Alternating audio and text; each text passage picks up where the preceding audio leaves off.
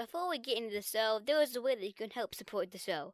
A very easy way, in fact. If you go to our website, eatlunchandboardgame.com, click on the Get the Games tab. There we have affiliate links to many of the games and books we have talked about. If you're interested in purchasing any, by clicking on the link, a small portion of your purchase will go to us. But we promise to use the money wisely by buying more games to review. We take our jobs very seriously. Now on with this great episode. As Edward and I have worked our way through various variants of mainstream mass-market games, we have found some gems and some stinkers. Yet, we have not slowed down in the slightest. The latest game to reach the table was 2010's Sorry Spin by Hasbro. Sorry debuted back in 1929, making it darn near 100 years old. Now that is some staying power. Sorry is one of the many variations on the same mechanics and gameplay in games like India's 4 AD Pachisi, the Westernized Parcheesi, 1962's Aggravation with the marbles instead of pawns, 1965's Trouble, which introduced everybody to the Pop-O-Matic, and other games of that sort. Sorry has many different variants out there, and hopefully with your support, Edward and I will be able to procure more of them. With Spin, the game board is a series of gears that rotate or spin, affecting the gameplay and decision making. Believe it or not, we got the daughter and the wife to sit down with us and play. Let's see how it went.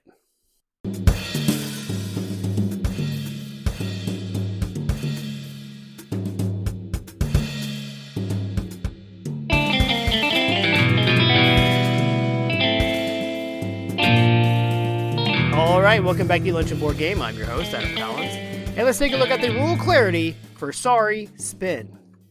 The one-page rule sheet was 10 inches square. The entire front centered on assembling the game for the first play. This left the rules of play to be on just the back. The back of the sheet has all you need to play the game, and I do not think we have had to reference it during play for anything. Therefore, I believe they were quite clear. Time to explain to newcomers. Since none of the four of us had played it before, we all sat at the dining room table while I read the clear rules aloud. It took about 10 minutes, mainly because I had to read all of them.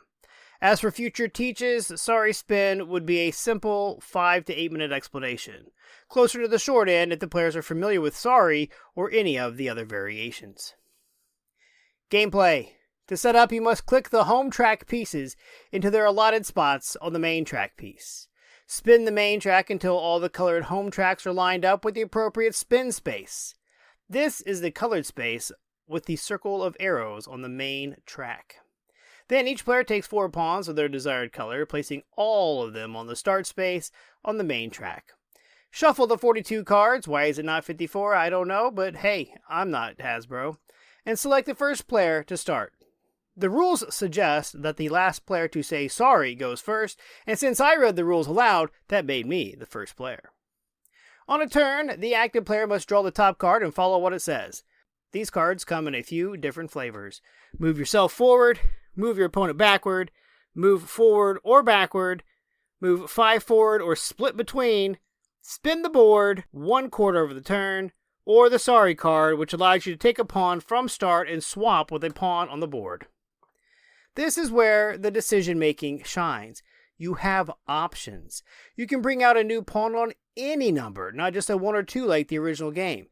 This gets the game going immediately. If you are allowed to and choose to split the number, you can land on the spin space, spin the board, and then move the other pawn more strategically. Or you can spin the board to mess with your opponents, but beware, the spin could also mess you up. In the home track, you must land by exact count in your home zone. And this track also rotates with the main track's spin. Man, this makes the game so much more fun. Like the original Sorry, no 2 pawns can share a space, so if you can land on an opponent's pawn, you smash their pawn, sending it back to the start in the middle of the main track board. This can be used in conjunction with rotation to really mess up their strategies. The object, of course, is to be the first player to get all 4 of your pawns into your home zone. Replayability. Oh, absolutely. As soon as the game ended, I won by the way, the kids wanted to reset and play again. The moving of the board and the decision-making of the cards allots future games to have a different feel. The decision-making in Spin is what separates it from the original. The lack of decision-making and the forcing of a 1 or 2 to enter a pawn onto the board bogs down the original and makes it way less fun. The game would also feel different at different player counts. The rules offer changes for 2 players, where each player controls 2 colors. Component quality. 2 major advantages a company like Hasbro has over smaller independent publishers are money and scale. I don't know the quantity a standard print order of Hasbro is, but I would imagine nothing less than 100,000 copies. This allows for the cost to be driven significantly down by economy of scale. They also have the money to buy that many copies. With all that said, the components of Sorry Spin are amazing. The different gears and all the associated connections are durable plastic.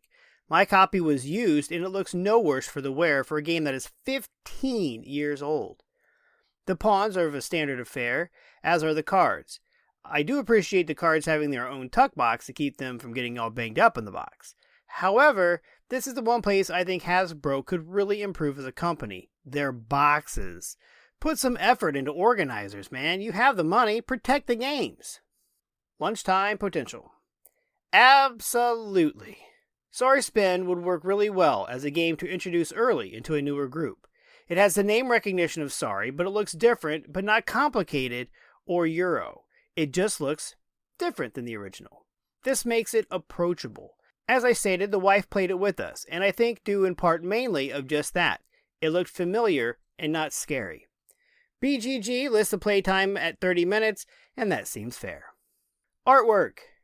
No artist is listed or graphic designer. However, both are standard quality that you would expect from a larger box, mass-market Hasbro game.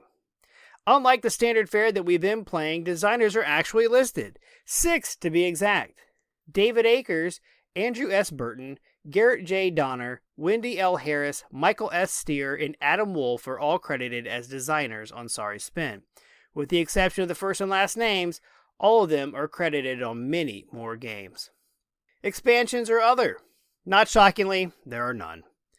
There are jumbo sets of Sorry that extend the game to 6 players, but given the design of Spin, I don't think that would be that easy to do. Plus, the game is already 15 years old, so I doubt Hasbro is looking to expand it now. Bang for the buck. Sorry Spin was another eBay purchase. It was $12.79. In other words, a great deal. As soon as we finished, both kids wanted to play again, as did I. The wife was a little less enthused about another playthrough immediately, but she said she'd play it again. I don't know what more I can say than that. The wife liked it enough to play it again. I believe Sorry Spin will see more table time. It was a delightfully, frustratingly fun game. Summary.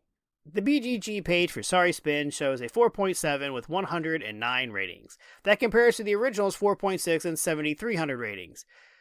I just think this is not a game for the BGG crowd.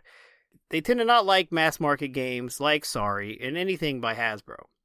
However, I enjoyed this game a lot.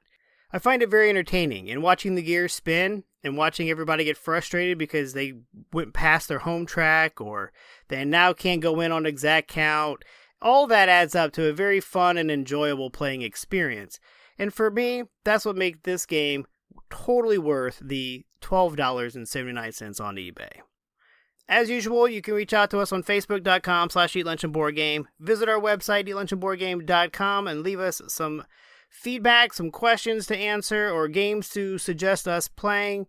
And as always, you can email us at eatlunchandboardgame@gmail.com. And remember, board games build bridges.